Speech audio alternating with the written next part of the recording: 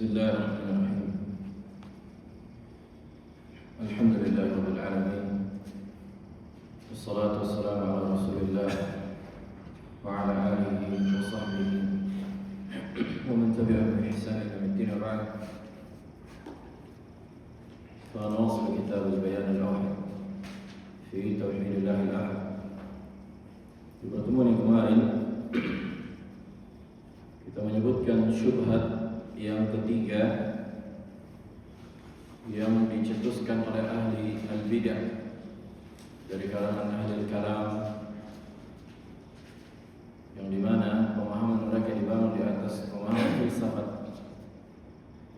Ada sekitar 3 syubhat yang kita sebutkan dari awal, dan ini menjadi pembeda antara ahli sunnah dan ahli bidah. Ini adalah usul, fondasi yang dimana ahli sunnah membangun akidah mereka. Begitu juga dengan ahli bidah dari kalangan ahli kalam, mereka membangun keyakinan mereka pada fondasi ini. Syubhat yang pertama, ada masih ingat? Kebahagiaan.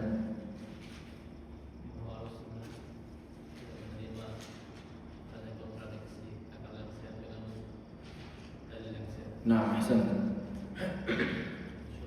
Nah, ahlul kalam mengatakan adanya kontradiksi antara dalil dan akal. Ahlul kalam mengatakan adanya kontradiksi antara dalil dan akal, sementara ahlus sunnah mengatakan tidak ada kontradiksi. Dan ahlul bidah, orang-orang ahlul kalam, ketika mereka mengatakan adanya kontradiksi antara dalil dan akal, mereka menempuh 3 cara untuk keluar dari kontradiksi ini. Cara yang pertama, apa kata mereka? Langkah pertama, step awal adalah taklid. La.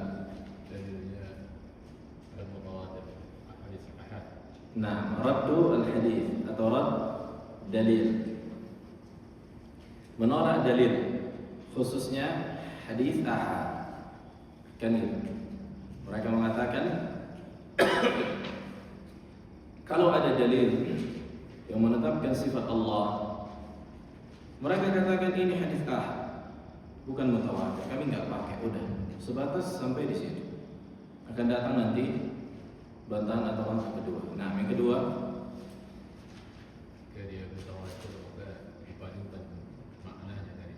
ahsan. Apabila di Al-Quran dan hadis mutawatir, mereka tahrif atau takwil. Yang ketiga, apa Ikrimah? Masih ingat? Apa Rajid?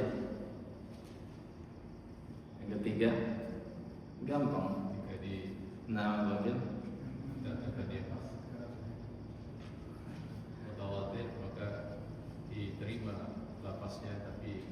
Bagian ayo, atau dengan istilah yang kita sebutkan apa?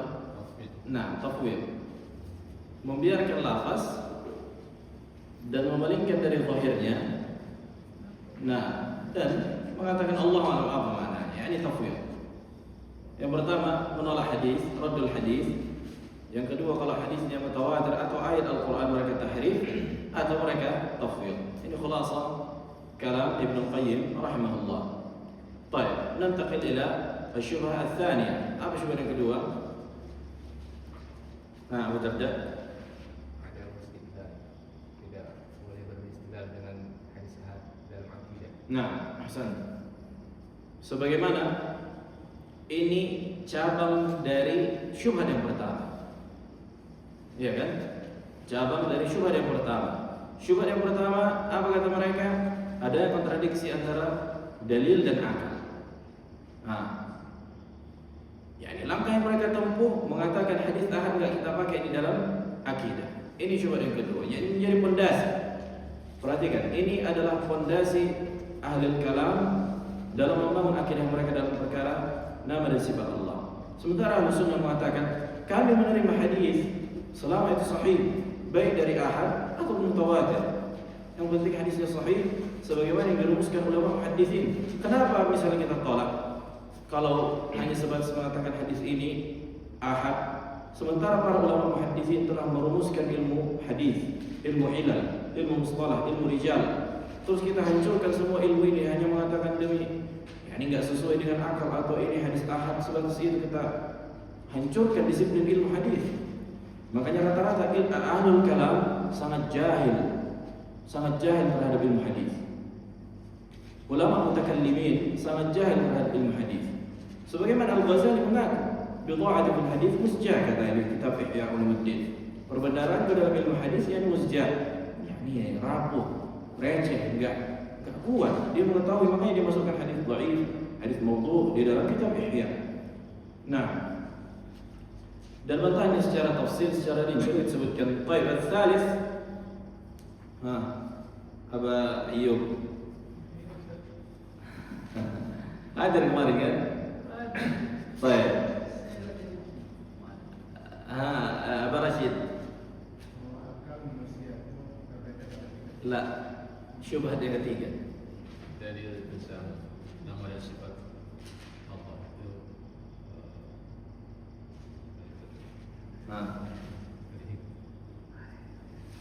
Ini masalah lughawiyah, permasalahan bahasa. Majas, itu adalah majas.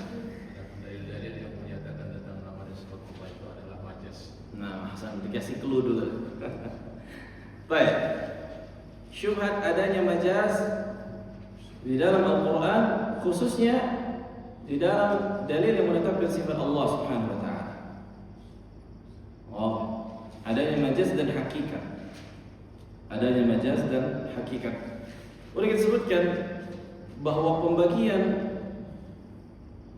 al-kalam dalam bahasa Arab menjadi majaz dan hakikat enggak pernah dikenal di kalangan salaf. Dan kita tidak mengingkari sebatas pembagian apabila tujuannya benar, karena oleh kita sebutkan di awal-awal pembagian ilmu laisa tauqifiyan. Apa makna laisa tauqifiyan? Enggak harus ada gamblang hadisnya dari Nabi SAW bahwa ucapan terbagi menjadi majaz dan hakikat, atau ucapan menjadi terbagi isim, fi'il dan harf, enggak harus kayak gitu. Tapi ketika ini permasalahan ini mereka katakan semua yang menetapkan sifat Allah ini majaz. Ini menjadi at-tammatul kubra, musibah yang terbesar yang menimpa mereka. Mereka gunakan perkara ini untuk menolak sifat Allah, untuk mentahrif, ya kan? Majaz yang memberi tahrif. Tujuannya itu. Boleh kita sebutkan kapan muncul pembagian ini? Di Quran keberapa? 13. Lah, 3. jauh kali. 3. Nah, fil qarni tsalits. Nah, fil qarni tsalits sebagaimana disebutkan Ibn Taimiyah rahimahullah, qala hadha taqsim huwa istilah hadis ba'da inqita' al-qurun ats-tsalatsah. Pembagian ini majaz dan hakikat istilah yang hadis, yang baru setelah punahnya generasi terbaik, setelah habisnya generasi terbaik. Nah,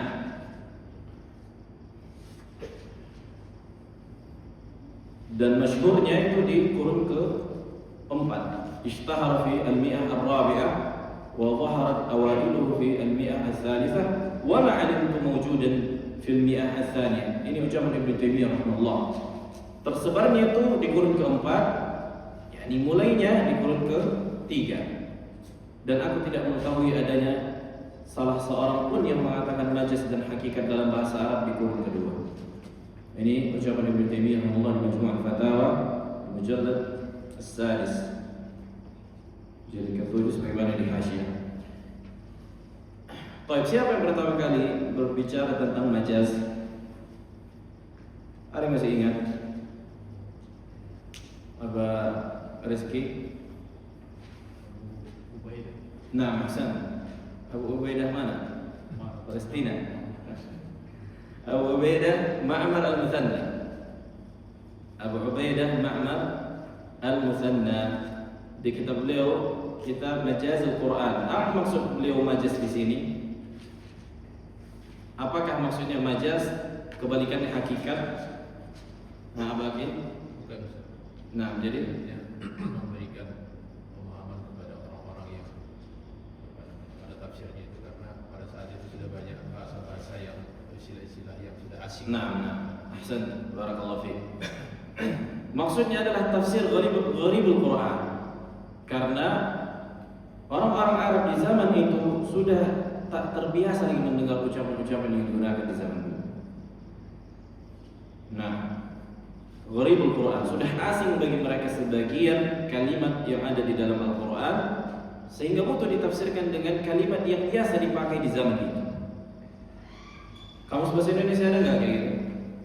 Kamus Tempo dulu mungkin ada kan gitu. Kalimat-kalimat zaman dulu yang sudah nggak dipakai lagi di zaman sekarang, bagi kita asing sekarang.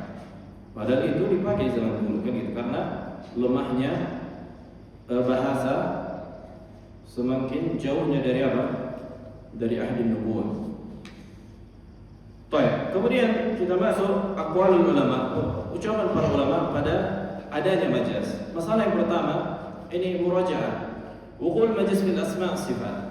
Apakah ada majaz di dalam dalil yang menetapkan nama dan sifat Allah? Apa jawabannya? Nah, Frans. Hah? Nggak tahu. Nggak tahu apa? Nggak ada. Nggak ada.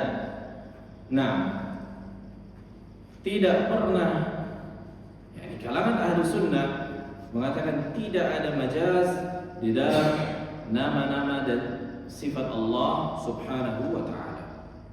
Tidak ada majaz. Baik. وهذا بالإجماع.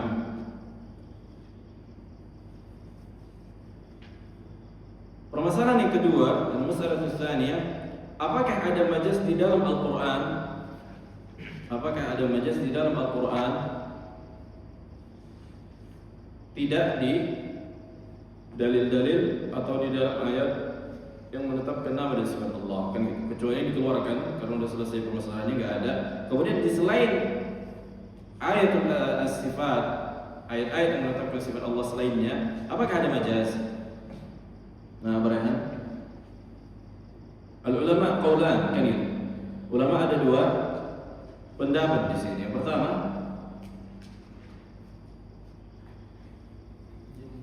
ulama usul fikih itu condong kepada adanya majaz dalam Al-Quran dan Sunnah, tidak berbicara tentang nama-nama dan sifat. nah, Hasan. Jumhur al-usuliyin, ulama usul fiqh, mengatakan adanya majaz di dalam Al-Quran dan Sunnah. Nah, yang kedua, dalil mereka apa? Dalil mereka Bagaimana dalam Al-Quran dan Sunnah itu dalam bahasa Arab, dan bahasa Arab itu adalah majaz. Nah, Hasan. Dalil qiyas kan itu. Karena majaz itu adalah konsep bahasa Arab. Sebagaimana Al-Quran diturunkan dalam bahasa Arab, maka majaz pun masuk ke dalam bahasa Arab. Ini kata mereka. Karena mereka juga yang mengatakan adanya majaz di dalam Al-Quran, pasti mereka mengatakan adanya majaz di dalam bahasa Arab. Ya kan? Nah, dalil al-qaul ats-tsani, ucapan yang kedua. Ucapan yang kedua, Abu Rizki, Majaz itu tidak ada dalam Al-Quran dan Sunnah. nah, bahwa majaz tidak ada di dalam Al-Quran dan Sunnah, sebagaimana pendapat sebagian Malikiyah, sebagian Syafi'iyah dan sebagian Hanabilah. Apa dalil mereka? Dalil mereka apa? Salafus saleh adalah orang mereka yang memahami Al-Quran dan Sunnah, dan mereka tidak membagi Al-Quran dan Sunnah itu. Nah, Hasan. Dalil mereka ada berdalil. Dalil mereka tidak ada yang dalil menunjukkan bahwa apa? Bahwa ucapan bahasa Arab atau Al-Quran itu pembagian menjadi majaz dan hakikat. Dan kita tidak pernah dapatkan kata mereka ucapan Nabi, para sahabat, salafus saleh, para a'immah di qurun mufaddalah mengatakan adanya majaz dan hakikat di dalam Al-Quran. Ini kata mereka. Taib. Wa ar-rajih di permasalahan ini udah disebutkan kan gitu. Bahwa Ahlussunnah tidak mengingkari pembagian majaz dan hakikat apabila tujuannya benar.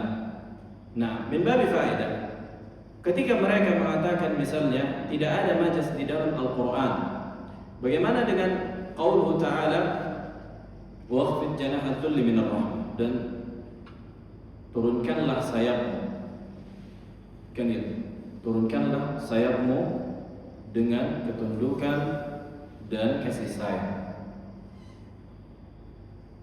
Nah, apa kata mereka ini? Kok bisa ada rupanya sayap kita? Bagi yang mengatakan adanya majaz, mereka katakan majaz. Maksud dari diturunkannya sayap adalah ketawaduan. Bagi yang mengatakan nggak ada majaz, apa kata mereka? Kata mereka membagi hakikat itu menjadi 3. Ini tambahkan ini. Mereka yang mengatakan tidak adanya majaz di dalam Al-Quran dan Sunnah, mereka mengatakan menjadi 3. Yang pertama kata mereka hakikat al-lughawiyah, hakikat secara bahasa. Hakikat lughawiyah, al-haqiqatu al-lughawiyah. Ini disebutkan sebagian usuliyin atau sebagian ulama yang menulis usul fiqh, di antara Syekh Ibnu Utsaimin di kitab Al-Usul min Ilmu Usul. Ini yang pertama, hakikat lughawiyah. Yang kedua, hakikat syar'iyyah, hakikat secara syar'i.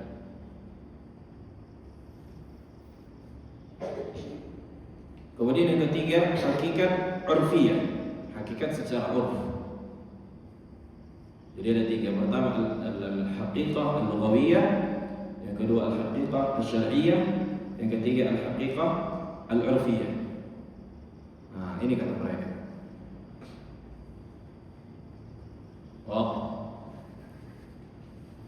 Bagi yang mengatakan ada majaz, mereka katakan majaz, tegakkanlah sayapmu, kan itu, dengan kehinaan, ketundukan. Yani mereka yang mengatakan tidak ada majaz, kata mereka ini hakikat urfiyah. Secara urf, menundukkan sayap di dalam bahasa Arab artinya apa? Ketawaduan. Artinya ketawaduan. Begitu juga ketika kita sebutkan contoh yang kemarin, ra'aitu asadan yakhtubu 'alal mimbar. Aku melihat singa berkhutbah di atas mimbar.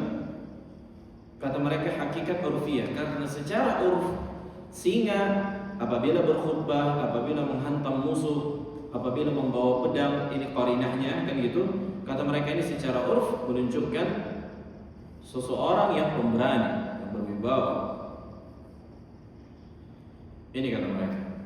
Makanya Anda bilang ini khilaful lafzi, lafaznya saja yang khilaf, kan gitu.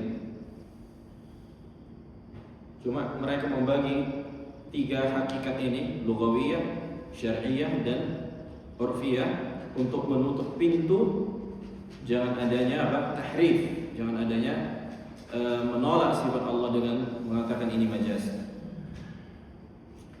Baik. Kemudian permasalahan ketiga, apakah ada majaz di dalam bahasa Arab? Maka mayoritas para ulama mengatakan ini pendapat yang pertama, adanya majaz. Yang kedua, tidak adanya majaz secara mutlak. Nah, kemudian definisi majaz,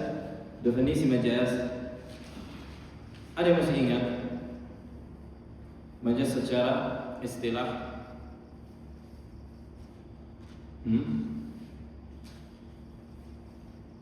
Definisinya al-lafzu al-musta'mal fi ma wudi'a lahu fi istilah at-takhatub. Sebuah lafaz yang digunakan pada lafaz yang diletakkan untuknya, kan gitu, diletakkan padanya dalam istilah pihak yang berbicara. Sudah kita sebutkan, apabila seseorang mengatakan ra'aitu asadan, aku melihat singa.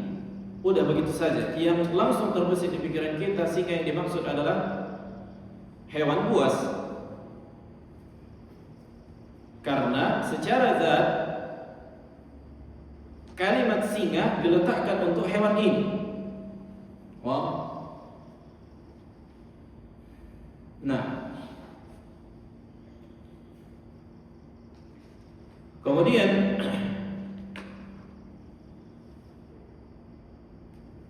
al-majaz al-lafz al-musta'mal fi ghairi mawdi'ihi ala wajhin yasih.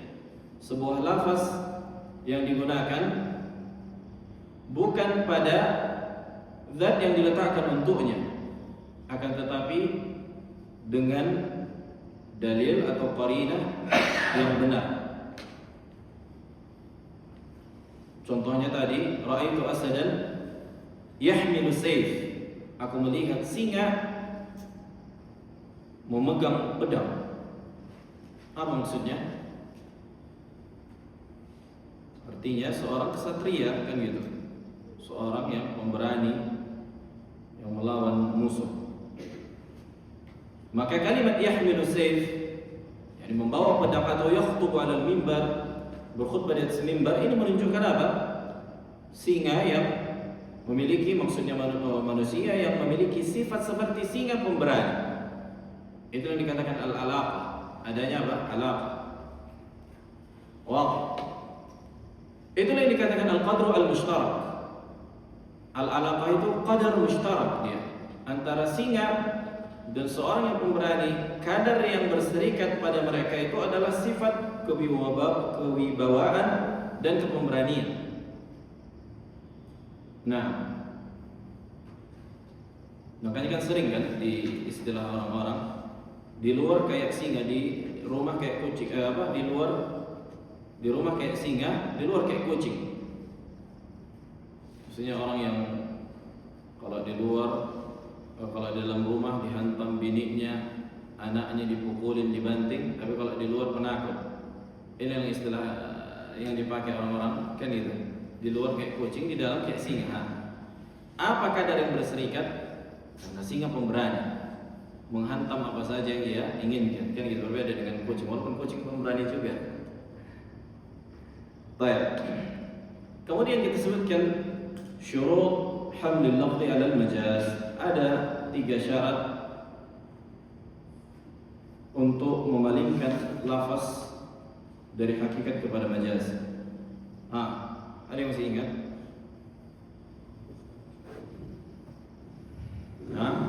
Yang pertama,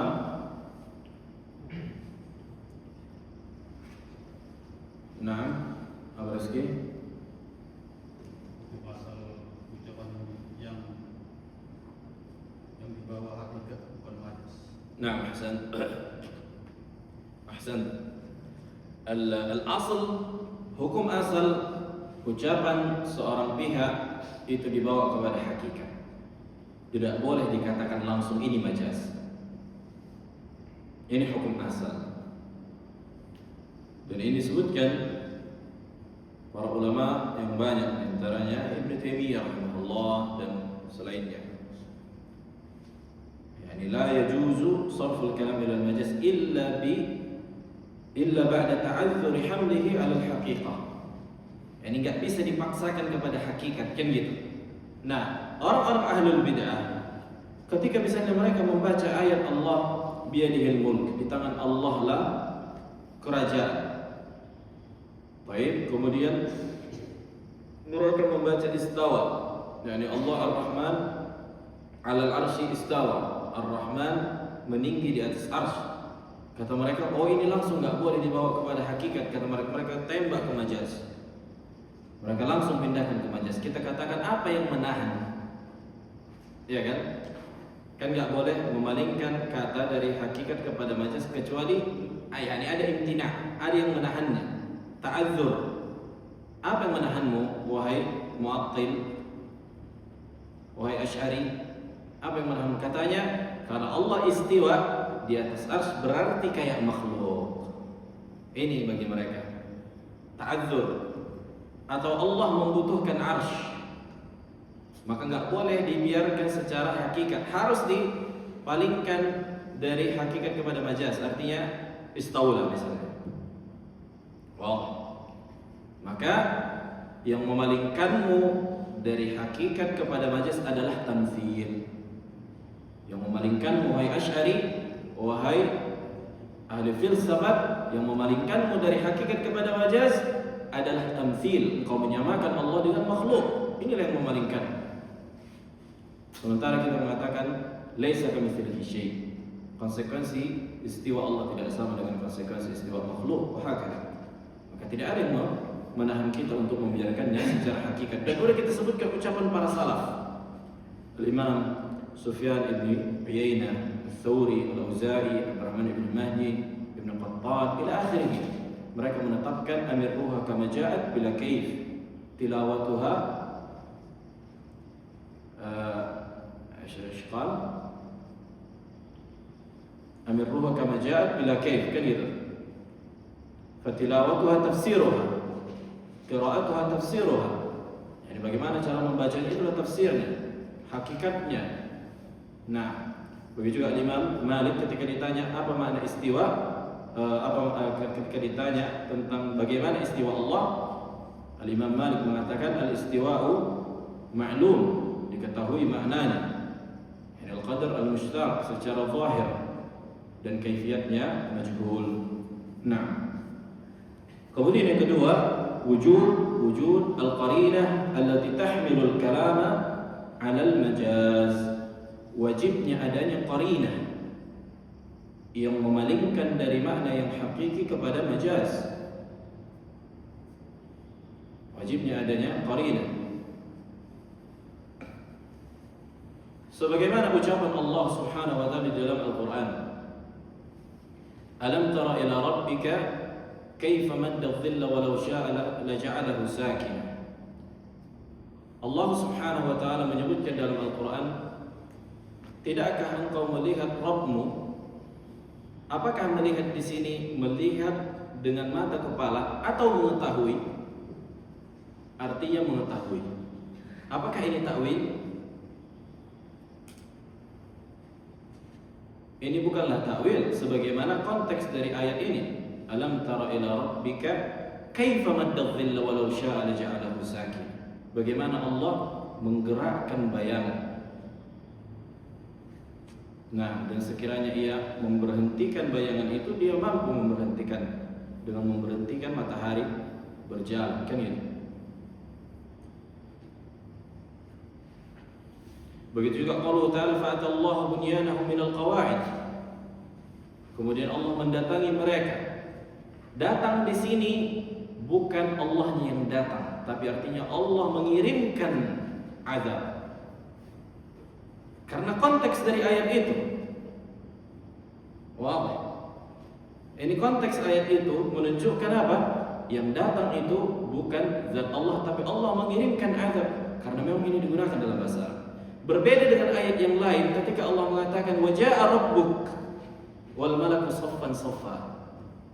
Dan Rabbmu datang nanti pada hari kiamat dan para malaikat bersaf-saf. Pada ayat ini kita menetapkan yang datang adalah Allah.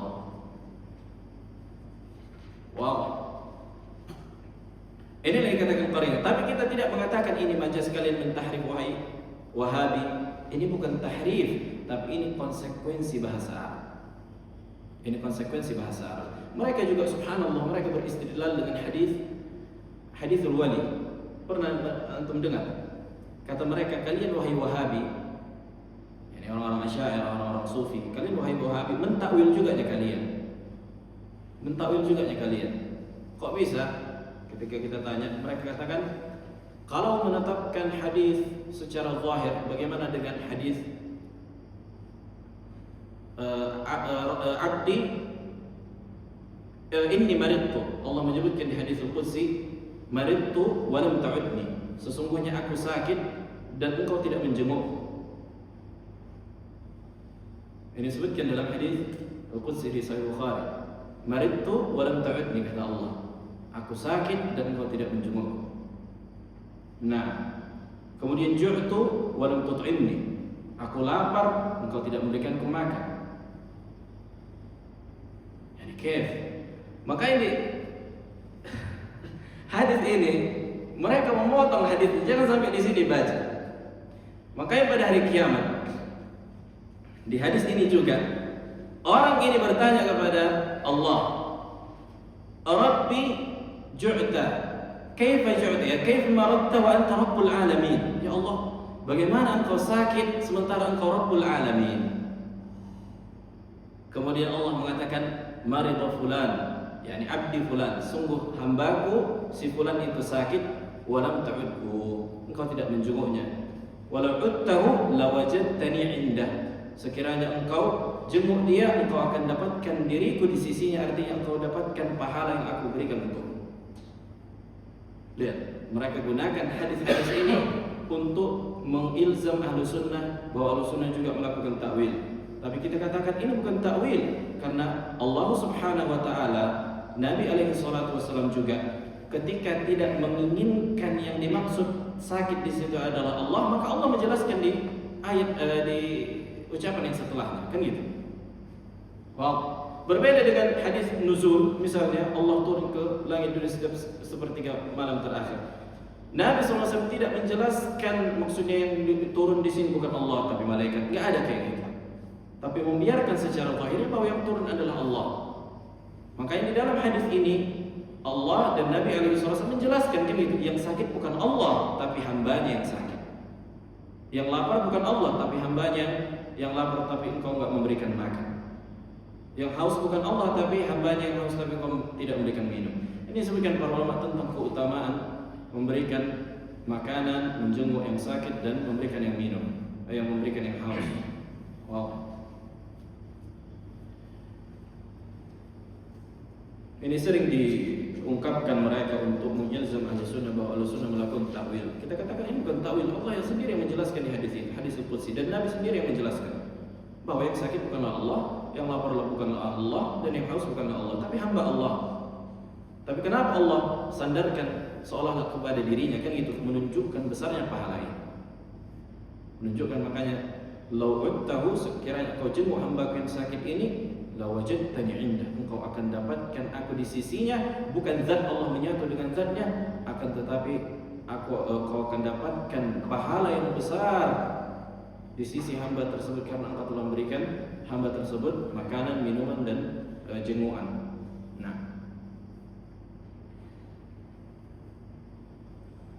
hada laysa hadis wali. Hadis wali, hadis yang lain. Hadis wali disebutkan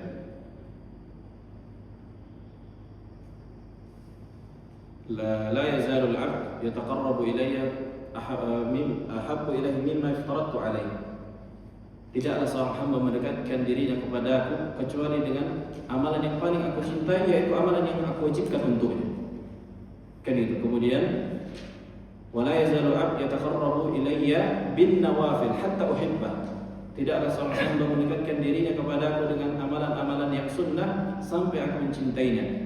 Fa idza ahbabtuhu, kalau aku sudah mencintainya, fakuntu sam'ahu alladhi yabsiru bihi, maka aku adalah pendengaran yang dengannya ia mendengar. Wa basarahu alladhi yubsiru bihi, wa kuntu sam'ahu alladhi yasma'u bihi, aku menjadi pendengaran yang dengannya ia mendengar. Aku menjadi penglihatan yang dengannya ia melihat. Wa kuntu yadahu alladhi yabtashu biha, aku menjadi tangannya yang dengannya ia melakukan perbuatan. Wa rijlahu alladhi yamshi biha, aku menjadi kaki baginya dan dengannya ia berjalan. Apakah Allah menjadi pendengaran kita, penglihatan kita, tangan dan kaki kita? Maka bukan ini maksudnya. Tapi apa? Yani Allah katakan demikian menunjukkan bahwa Allah akan jaga hamba-Nya. Tidaklah yang ia lihat kecuali perkara yang baik. Tidaklah yang dia dengar kecuali perkara yang baik. Tidaklah yang ia lakukan kecuali perkara yang baik. Artinya Allah jaga dia. Wow, bukan menunjukkan apa? Allah jadi pendengarannya, Allah jadi penglihatan. Ini hululiyah, kufur. Nah, tapi maksudnya di sini ini bukan takwil. Ini konteks dari hadis itu. Kan itu. Makanya ucapan itu difahami sesuai dengan konteksnya. Zahirnya bukanlah Allah menjadi anggota badan kita, panca indera kita, bukan kayak gitu konsepnya. Nah, ini menunjukkan kejahilan mereka dengan bahasa Arab.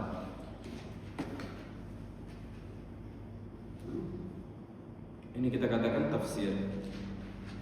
Baik, kita lanjutkan. Qala al-muallif rahimahullah, laqad idda'a ahlul bid'ah min al-mu'attilati li sifatillah bid'ah wal majaz bi nusus as-sifat wa anna hamla 'ala al-haqiqah muta'athirun وأن إثبات نصوص الصفات على معانيها الظاهرة تلزم منه اللوازم الباطلة.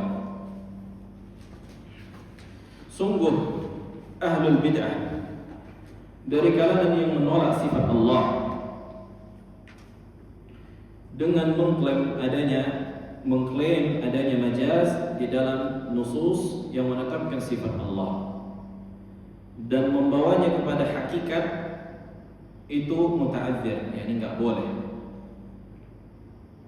Kenapa? Karena apabila menetapkan dalil sesuai dengan zahir, ini dalil menetapkan sifat Allah sesuai dengan zahirnya, maka akan memberikan konsekuensi yang batil. Apa konsekuensi yang batil ini? Menyerupakan Allah dengan makhluk, yakni tamtsil. Istihalah al-aql atau at-taksib. Udah kita sebutkan, apabila mereka mengatakan bahwa menetapkan sifat Allah sesuai dengan zahirnya memberikan konsekuensi yang batil, yakni tamtsil, apa bantahannya sesuai dengan kaidah yang sebelumnya? Apa akhir? Nah, laisa kamitslihi syai' ayat ini. Tapi ada kaidah yang disebutkan ada sekitar 809 masalah kemarin. Kaidah tentang sifat Allah Subhanahu wa taala sebelum al-qadar al-mushtarak. Nah, ini udah dasar banget gitu, laisa kamitslihi syai', tapi kita ada yang lebih rinci lagi. Nah, ada yang masih ingat Abu Darda?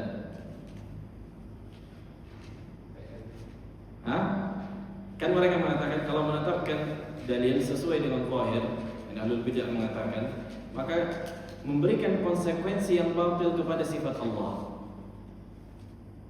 Ini sangat jelas jawaban Frans, masih ingat? Abu Rasid, Abu Rehan,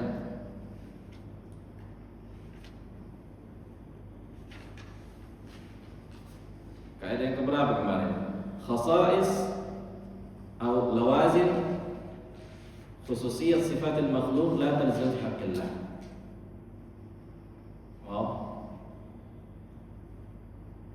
Kekhususan konsekuensi sifat makhluk tidak menjadi konsekuensi bagi Allah, ya kan?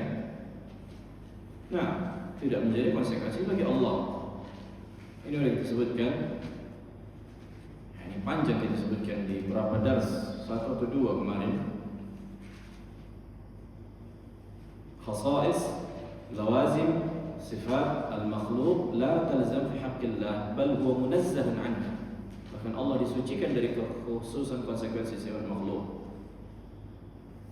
Nah, karena itu tadi mereka membangun akidah mereka dalam sifat Allah, menyamakan Allah dengan makhluk, yakni akidah filsafat Aristoteles, Aflatun, Farabi, Ibn Sina, kulluhum yani la yu'min billah al-azim wa ma qadarullah haqqa qadri. ولا شك في بطلان هذا القول لأنه قاس الخالق بالمخلوق والغائب بالمشهود. Maka tidak diragukan lagi batilnya ucapan yang mengatakan bahwa menetapkan sifat melazimkan konsekuensi yang batil, karena mereka menyamakan al-khaliq dengan makhluk dan yang gaib dengan yang masyhud, yakni yang dilihat. فهؤلاء وقعوا في التمثيل قبل أن يقعوا في التعطيل. Mereka menyamakan Allah dulu yang pertama sebelum menolak sifat Allah. Walaqad aslafna min kalam as-salaf fi wujubi haml nusus as-sifat ala zahiriha wa la yalzam minhu lawazim batilah. Sudah kita sebutkan ucapan para salaf kan itu, ucapan Nu'aim bin Hammad, begitu juga Al-Imam Ahmad dan yang selainnya, bahwa menetapkan sifat wajib sesuai dengan zahir, dan zahir laisa tamthil. Zahir bukanlah menyamakan Allah dengan makhluk. Yang wajib kita tetapkan yang zahir di situ adalah al-qadar mushtarak. Perhatikan di sini, yang zahir adalah al-qadar mushtarak. Jadi ketika kita mengatakan Allah punya tangan, sebagaimana Allah katakan bal yadahu mabsutatan, maka yang zahir, maka zahir kemarin apa makna zahir? Apa rehat? Makanya yang bilang ini dars saling berkesinambungan. Makna zahir boleh kita sebutkan di awal makna zahir ini. Kan ada zahir tarkibi, ada zahir siyaki, Ada zahir lafz. Apa makna zahir? Para salaf menyebutkan qira'atuha tafsiruha. Cara membacanya itu zahir. Allah punya tangan. Kemudian disebutkan makna zahir, wal lafzul mutabadir alladhi sami' al-fahim bil lughati al-arabiyyah wal hal al-mutakallim. Sebuah lafaz yang langsung terbesit di pikiran orang yang mendengar, yang memahami bahasa Arab dan keadaan siapa yang berbicara. Inilah zahir. Nah, ketika misalnya Anda mengatakan Allah punya tangan, kemudian yang terbesit di dalam pikiran antum adalah tangan manusia, maka wajib kita hilangkan keterbesitan itu. Karena sudah kita sebutkan bahwa manusia memahami lafaz qadar mustarak dari perkara yang ia saksikan dengan panca indera. Sementara Allah hakikatnya, kaifiatnya tidak perlu kita saksikan dengan panca indera. Wow. Jadi Allah Jalla wa Ala tetap berada pada qadar mustarak. Nah, mungkin kita sebutkan itu udah kita sebutkan kemarin kan, biasa ya, ini kita bilang Allah punya tangan. Wih, berarti tangan kayak gini.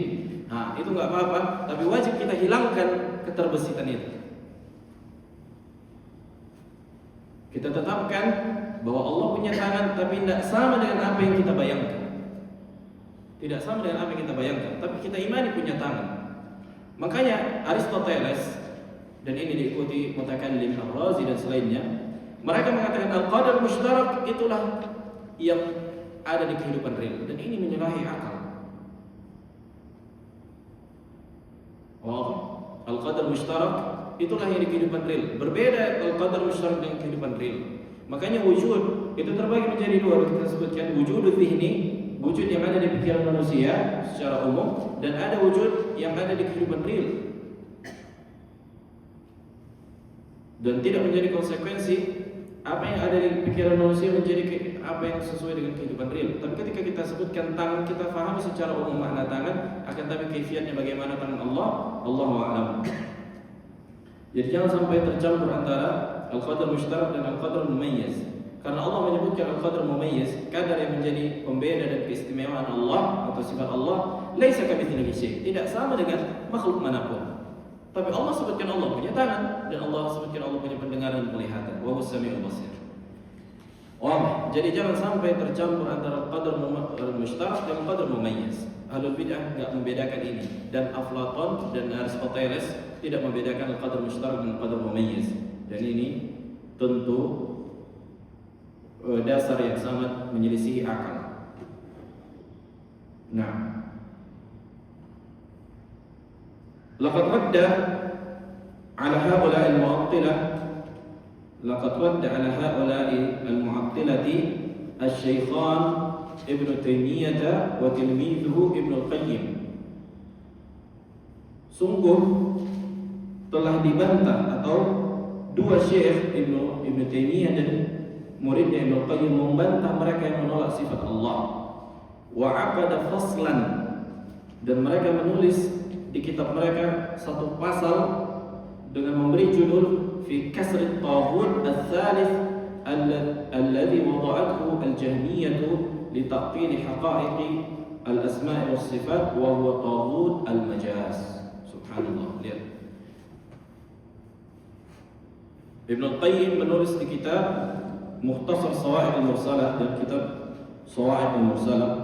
Begitu juga Syekhul Islam Ibnu Taimiyah di Majmu' al-Fatawa. Sampai Ibnu Qayyim membuat fasal secara khusus mematahkan dan menghancurkan taghut yang ketiga yang dibuat oleh Jahmiyah untuk menolak hakikat dari nama dan sifat Allah. Itu adalah taghut al-majaz. Ibnu Qayyim mengatakan majaz ini adalah taghut. Wa hasyara akthar min 50 wajhan li inkar al-majaz. Dan Ibnu Qayyim memasukkan 50 sisi batinnya orang-orang yang mengatakan adanya majaz di dalam sifat Allah atau di dalam dalil yang menetapkan sifat. 50 sisi. 50 wajhan li inkar al-majaz. Nah, ada fadhil. Baik. Kita lanjutkan sedikit. Qala al-muallif tanbih شيخ الإسلام ابن تيمية رحمه الله وتلميذه ابن القيم لم ينكر المجاز باعتباره من عوارض الألفاظ، وإنما أنكر على ذلك باعتباره من عوارض المعاني. موقف sikap Syekhul Islam Ibn Taimiyah dan muridnya Ibn Al-Qayyim rahimahullah yang benar adalah mereka tidak mengingkari majaz apabila bukan dalam rangka mengingkari nama-nama dan sifat Allah atau hakikat syariah yang lain. Yani lafaznya saja kalian katakan hakikat urfiyah, kalian katakan majaz, silahkan apa saja ucapkan. Tapi jangan dalam rangka menolak hakikat dari makna itu. Yani maksudnya apa? Konteks yang ditunjukkan oleh dalil, yakni menetapkan sifat Allah.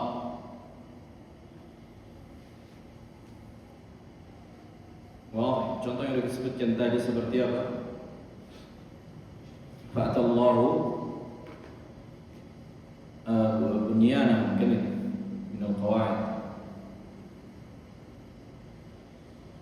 Begitu juga ayat waqfid janahadh-dhull min ar-rahmah.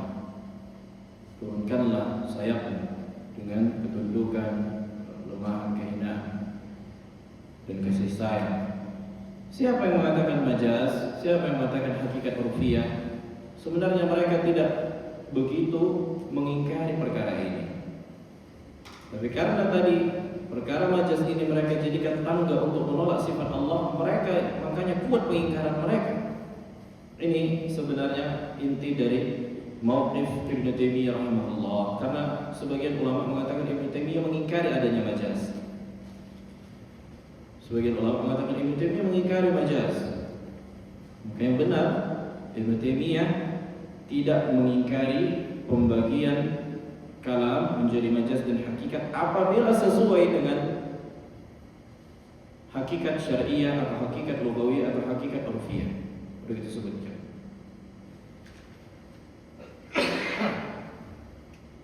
Jadi intinya Ibn Taimiyah tidak mengkritik pembagian majaz ini, maksud pembagian ucapan menjadi hakikat dan majaz apabila maknanya benar. Tapi ketika kalian gunakan untuk menolak sifat Allah, menolak syariat, ini yang diingkari Ibn Taimiyah. Nah, baik, kita lanjutkan sedikit ini. Syubhat yang keempat. Syubhat yang keempat.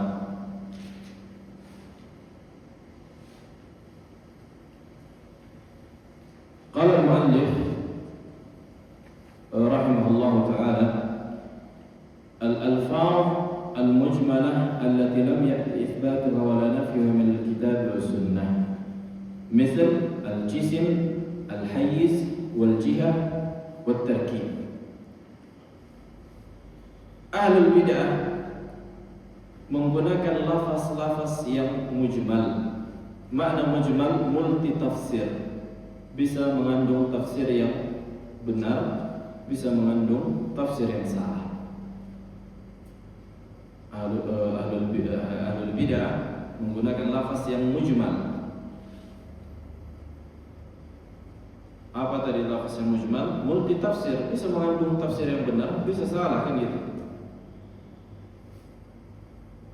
Yang dimana lafaz yang mujmal ini tidak datang penafiannya dan penetapannya di dalam Al-Quran dan Sunnah. Tidak datang penafiannya dan penetapannya di dalam Al-Quran dan Sunnah. Kemudian kita sebutkan contohnya ada 4, karena ini yang paling sering didengungkan. Sebenarnya ada satu lagi lafzul makan, nggak ada sebutkan tempat. Yani Allah tidak bertempat, Allah tidak terliputi dengan waktu dan seterusnya. Tapi nanti kita tambahkan di syarah. Yang pertama al-jisim. Ini yang paling sering mereka dengungkan. Jisim. Antum mujassimah, antum musyabbihah, antum wahabi. Lafaz jisim yang pertama. Kemudian lafaz al-hayyiz wal jihad.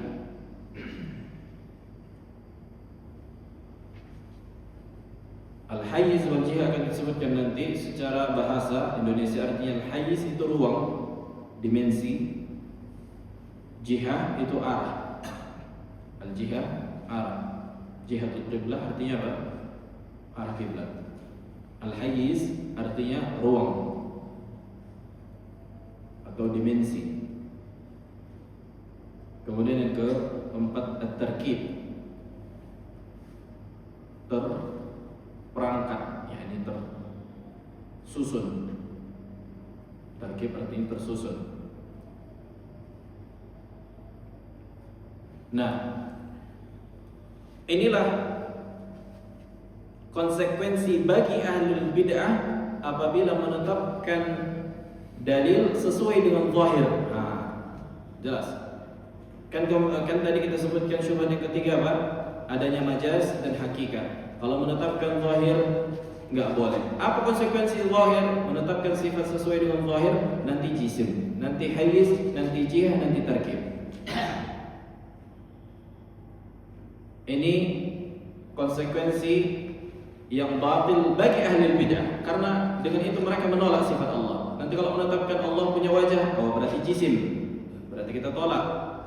Kalau Allah nanti kita tetapkan di atas langit yang 7 sebagaimana Allah kabarkan, nanti hayyiz, maka tertolak. Kalau Allah di atas arsy, nanti jihah, yakni arah, tertolak bagi mereka.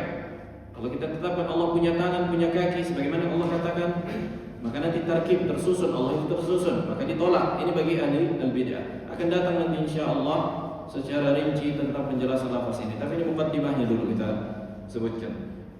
Qala al-muallif qabla at-tafsil ala hadhihi al-afrad, sebelum menjelaskan lafaz-lafaz ini, mufradatnya, setiap kalimat dari lafaz ini, la budda min ma'rifati mawqif ahli sunnah min al-alfadhi allati lam ya'ti itsbatuhu aw nafyuhu fil kitab was sunnah.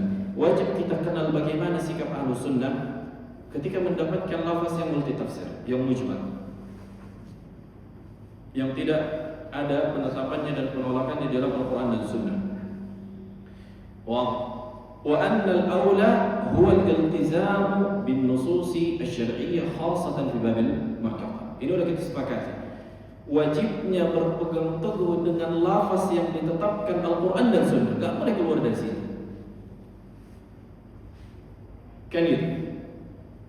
Sampai Syekhul Islam Ibnu Taimiyah rahimahullah di kitab Iqtida'ul Shiratal Mustaqim, yang menyebutkan tentang wajibnya berpegang teguh dengan lafaz syar'i. Hatta misalnya kita bahasa Indonesia, kita bukan orang Arab, bukan dengan bahasa Arab, maka jangan enggak perlu kita tafsirkan kafir dengan non muslim. Kafir sebagaimana Allah katakan, kan itu. Wajibnya berpegang teguh dengan apa? Lafaz syar'i, khususnya di bab akidah, khususnya di perkara akidah. Walakin lamma kathurat al-bid'ah wa tanawwa'at ashkaluha صارت الحاجة إلى التوضيح والتأكيد لبعض العبارات العقدية التي قد يحصل منه اللبس من قبل المبتدعة ومكرهم لمن قام على عقيدة السلف الصالح. Nah, ketika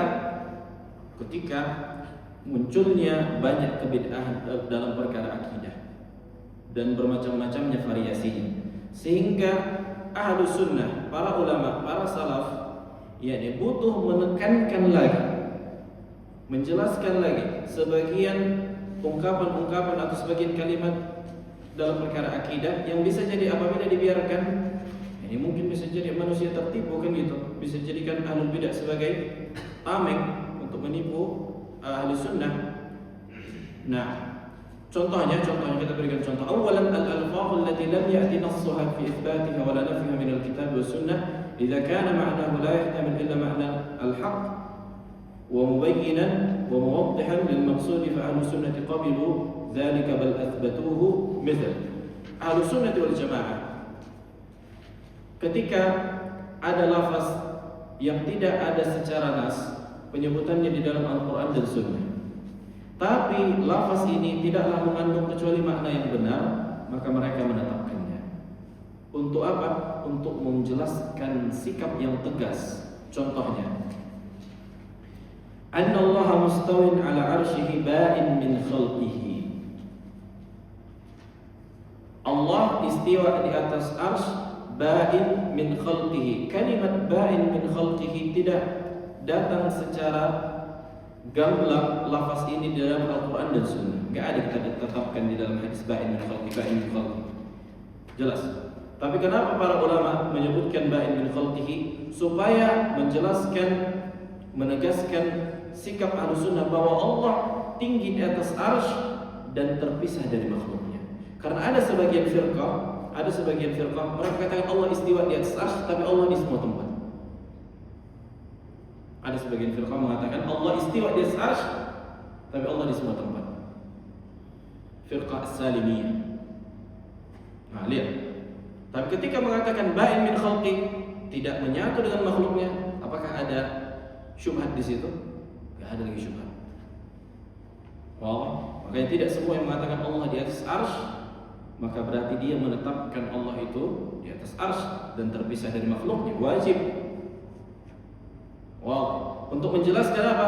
Bagaimana sikap? Karena itu tadi sebagian ahlul bid'ah dari kalangan salimiyah mengatakan kayak gitu. Kami menetapkan Allah istiwa di atas arsy, tapi Allah di semua tempat. Di lego-legonya. Falaqtu ba'in min khalqihi lam ya'ti nassuhu min al-kitab was sunnah lakin ma'nahu la yakunu illa al-haqq.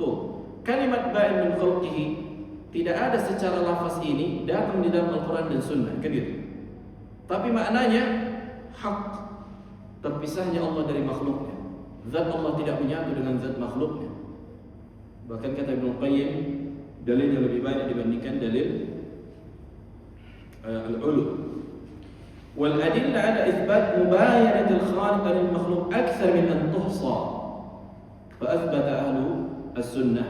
Maka dalil menunjukkan bahwa Allah terpisah dari makhluknya, tidak menyatu dengan makhluknya, itu sangat banyak.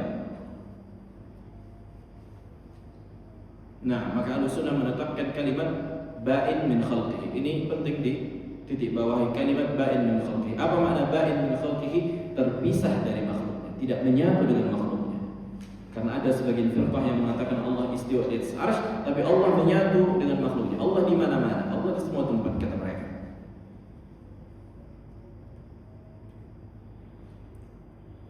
Kemudian yang kedua, Al-Quran kalamullah ghairu makhluk. Al-Quran ucapan Allah bukan makhluk. Apakah kalimat ghairu makhluk ada di dalam Al-Quran dan Sunnah? Apakah kalimat Al-Quran kalamullah ghairu makhluk, tambahan ghairu makhluk, apakah ada di dalam Al-Quran dan Sunnah? Tidak pernah ada disebutkan di dalam Al-Quran dan Sunnah ghairu makhluk.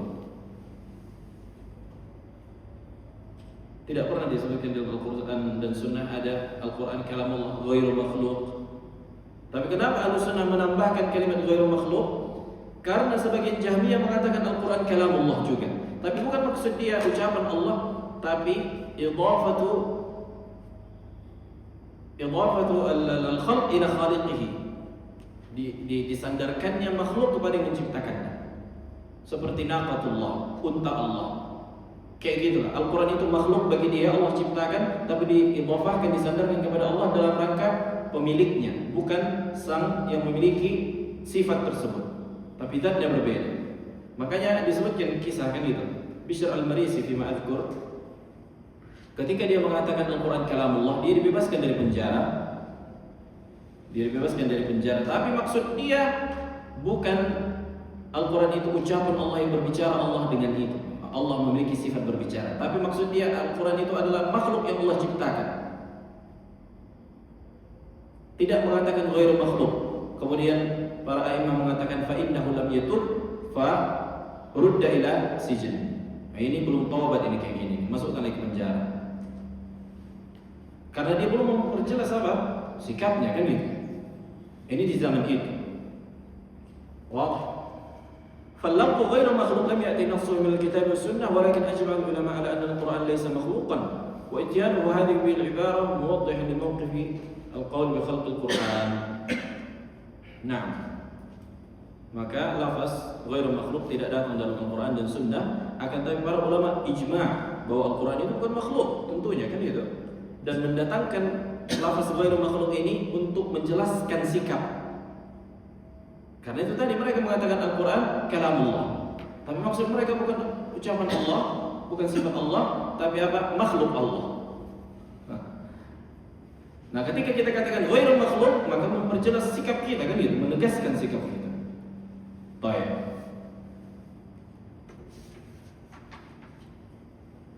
Nah, fi soal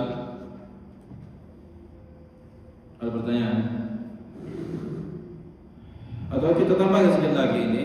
Thaniyan, yang kedua, al-alfaz allati lam ya'ti itsbatuhu wa la nafyu min al-kitab wa sunnah walakin ma'nahu qad yahtamilu al-haqq wa yahtamilu al-batil fala budda 'inda dhalika min at-tafsil fal aslu fi hadha tarku hadha al-mustalah wal iltizam bil lafzi asy-syar'i.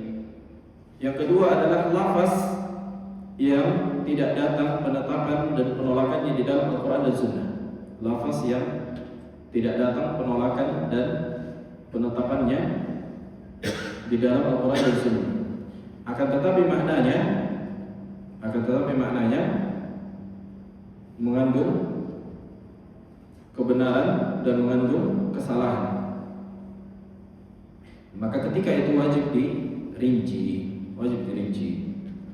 Dan hukum asal meninggalkan lafaz yang mengandung makna yang benar dan makna yang salah, dan wajibnya berpegang teguh dengan lafaz yang syar'i, karena tidaklah Allah mengungkapkan, tidaklah Allah berbicara dengan lafaz kecuali itu adalah kebenaran.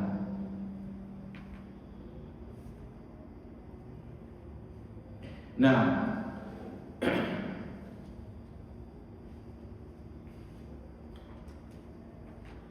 jadi ada dua sisi. Yang pertama kita sebutkan ada lafaz yang tidak datang dari Al-Quran dan Sunnah, tapi lafaz ini tidaklah mengandung kecuali makna yang benar, kan? Yang pertama tadi kita sebutkan apa contohnya? Ba'in min khalqi, Allah istiwa di atas arsy, terpisah dari makhluknya. Yang kedua, ghairu makhluk. Nah, ghairu makhluk artinya bukan makhluk. Nah, kalimat ghairu makhluk yakni bukan makhluk tidak ada di dalam Al-Quran dan Sunnah, akan tetapi maknanya apa? Kebenaran. Ya kan? Ini sebagai takkid, penekanan, penegasan pada makna. Nah, kalau ini ada lafaz yang tidak datang dari Al-Quran dan Sunnah kemudian mengandung makna yang benar, mengandung makna yang salah. Bagaimana sikap Ahlussunnah? Sikap Ahlussunnah wajib merinci dan wajibnya meninggalkan apa? Meninggalkan istilah ini supaya menutup celah, supaya jangan digunakan untuk menolak sifat Allah. Fal alfaz allati tahtamilu ma'na al-haqq wal ma'na al-batil al-aslu fiha tarkuha. Qala Allah Ta'ala, ya ayyuhalladzina amanu la taqulu ra'ina wa qulu unzurna wasma'u. Sebagaimana Allah sebutkan dalam Al-Quran, wahai orang-orang yang beriman, janganlah kalian mengatakan ra'ina. Jangan kalian mengatakan kepada Nabi kalian ra'ina, akan tetapi ucapkan unzurna wasma'. Yani unzurna artinya tunggu kami wahai Rasulullah. Kana al-muslimun yaquluna lin Nabi alaihi salatu wasallam ya Rasulullah ra'ina. Yani para sahabat ketika bersama Nabi mereka memanggil Nabi ra'ina. Arti ra'ina tunggu kami ya Rasulullah. Wa dzalika minal mura'ah ay raqibna wanzurna. Jaga kami ya Rasulullah dan tunggu kami. Itu maksud para sahabat. Fakana al-yahud yaqulunaha. Jadi orang-orang Yahudi pun mengatakan ucapan itu. Wa ya'nuna biha ma'na ar-ru'unah 'ala wajhi al-idayah lin Nabi sallallahu alaihi wasallam. Dan orang-orang Yahudi pun mengatakan ra'ina kepada Nabi alaihi salatu wasallam. Tapi maksud mereka adalah maksud yang batil. Karena ra'ina min ar-ru'unah artinya kebodohan dan kejahilan. Mereka menggunakan kalimat ra'ina. Para sahabat menginginkan makna ra'ina adalah menunggu dan menjaga. Orang Yahudi menggunakan kalimat ra'ina, tujuan mereka untuk mengatakan Nabi bodoh. Karena lafaz ra'ina mengandung makna menunggu dan mengandung makna celaan. Kalau rubbama kanu yaqulunaha ala ma'na an-nida' fanaha Allah al-muslimin an hadhihi al-kalimah li-ishtiraki ma'naha bainama ma qasadahu al-muslimun wa qasadahu al-yahud. Fan-nahy سدا للذريعة وأمروا أن يقولوا انظرنا لخلوه عن ذلك الاحتمال المذموم فهو من النظر والانتظار. نعم، هذا من كتاب تسهيل لعلوم التنزيل لابن جوزي وتفسير ابن كثير. يعني هذه العبارة ini menunjukkan apa? Wajibnya menggunakan lafaz yang tidaklah mengandung kecuali makna yang benar, khususnya dalam perkara akidah, kan gitu. Makanya Allah melarang para sahabat menggunakan kalimat ra'ina. Apa arti ra'ina? Ya, ini bisa menunggu, bisa mengatakan wahai yang bodoh. Makanya Allah melarang, jangan ucapkan ra'ina. Ucapkan kalimat unzurna, karena unzurna dalam bahasa Arab tidaklah mengandung makna kecuali menunggu. Wow. Baik, kemudian yang ketiga, masalah yang ketiga, jawaz mukhatabatil qaum bi kalamihim. Bolehnya menggunakan istilah yang digunakan sebuah kaum. Bolehnya menggunakan istilah yang digunakan sebuah kaum. Ketika kita ingin membantah orang-orang filsafat, maka kita harus memahami istilah yang mereka gunakan, kan itu, dan mengilzam mereka. Wahada qad yakunu wajiban, kata sebagian ulama, ini bisa jadi wajib. Ini bolehnya menggunakan istilah sebuah kaum untuk berdialog dengan mereka. Lianna haula'i istakhdamu hadhihi al-alfaz al-mujmala wa qad la yastata'u ar-radd 'alayhim illa bi istikhdam hadhihi al-alfaz fi al-hal. Wa ma la yatimu al-wajib illa bihi fa huwa wajib. Wa raddu syubhati min awjab al-wajib. Nah, karena kalau enggak kita gunakan lafaz-lafaz ini, bisa jadi kadang tidak mampu kita membantah syubhat mereka, karena mereka menggunakan lafaz itu, kan gitu. Maka apa yang tidak tercapai yang wajib kecuali dengan perkara itu, maka itu wajib, kan itu. Dan membantah syubhat adalah perkara yang paling wajib. Sebagian ulama subhanallah melarang istikhdam lughat al-a'ajim. Yani jangan mempelajari bahasa Inggris, lugah-lugah a'ajim. Sebagian kita dapatkan sebagian fatwa, sebagian ulama melarang menggunakan bahasa ajam yang bukan Arab dalam rangka berbangga-bangga. Dalam rangka berbangga-bangga. Makanya juga disebutkan para di antara bentuk tasyabbuh. Dalam rangka berbangga-bangga gitu. Maksudnya pakai bahasa Inggris berkelihatan keren, bukan mau menjelaskan maksud, kan gitu, tapi berbangga-bangga. Maka ini termasuk di antara perkara yang dilarang. Berbangga-bangga dengan bahasa sebuah kaum, bukan mau menjelaskan, kan itu. Nah, itu tadi niatnya beda.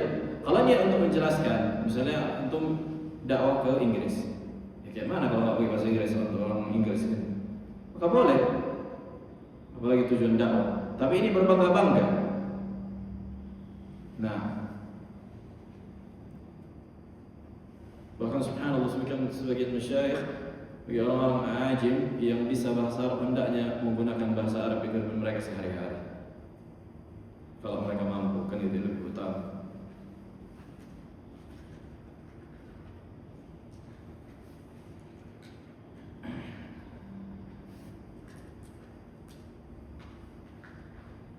Nah, mana pertanyaan?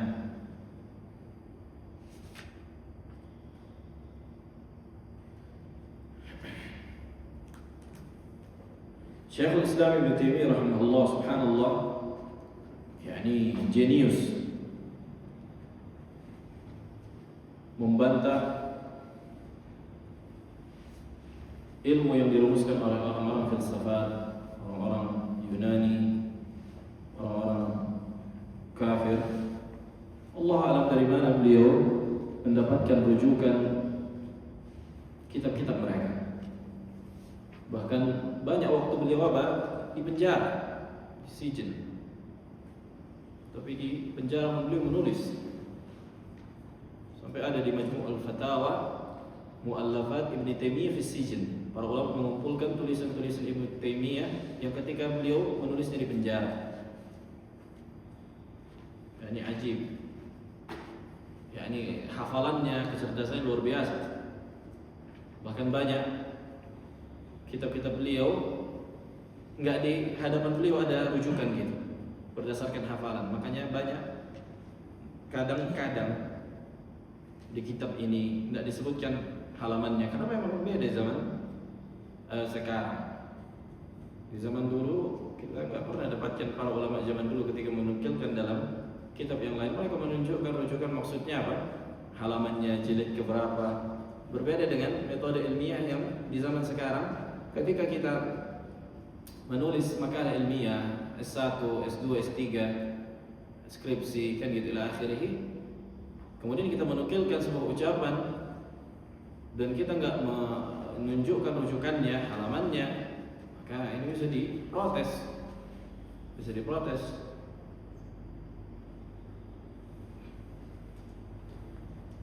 Nah,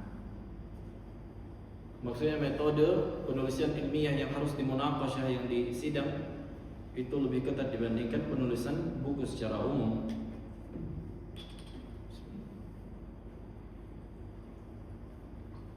Nah, ada pertanyaan? Jelas? Wadah. Kalau ada yang kurang jelas, tafadhal.